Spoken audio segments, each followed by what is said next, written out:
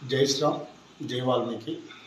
మరి నిన్నటి రోజున ప్రతాప్ రెడ్డి అనే వ్యక్తి గున్నూరు జయరాంపై ఆరోపణలు కించపరిచే విధంగా మాట్లాడటం యావత్తు వాల్మీకి జాతి తీవ్రంగా ఖండిస్తుంది.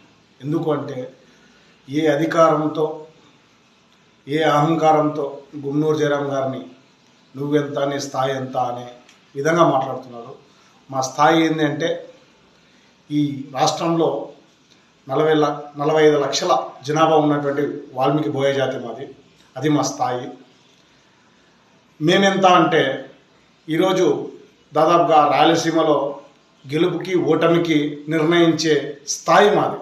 కాబట్టి ఇటువంటి మాటలు ఏ పార్టీ నాయకులైనా మా నాయకులను మాట్లాడేటప్పుడు ఒకసారి ఆలోచన చేసి వాళ్ళ భవిష్యత్తు గురించి తెలుసుకొని మాట్లాడితే బాగుంటుంది. నువ్వు మాట్లాడిన మాటలు జయరామనే కాదు, యావత్తు వాల్మీకులకు ఖచ్చితంగా మేము కూడా రాబోయే రోజుల్లో ఏ విధంగా సమాధానం చెప్పాలో ఎస్టీ పురుగుతాడే మా లక్ష్యం. ఆ విధంగానే మా ఉద్యమాలు అన్నీ నడుస్తూ ఉన్నాయి. ఎప్పుడూ రాజకీయంగా మేము మా నాయకుడు ఎదిగినా వాళ్ళకి మేము సహకరిస్తూ ఎదుగుతూ వాళ్ళతో పాటు నడుస్తూ ఉంటాం. అటువంటి సంఘాలుగా మేమందరూ కూడా మీరు మాట్లాడిన వాటిని తీవ్రంగా ఖండిస్తున్నాం. ప్రతాప్ రెడ్డి గారు, మరి మా స్థాయి, మా బతుకులు ఈ రాష్ట్రంలో ఓటు రూపంలోనే మమ్మల్ని చూసుకొని వాడుకుంటున్నారు.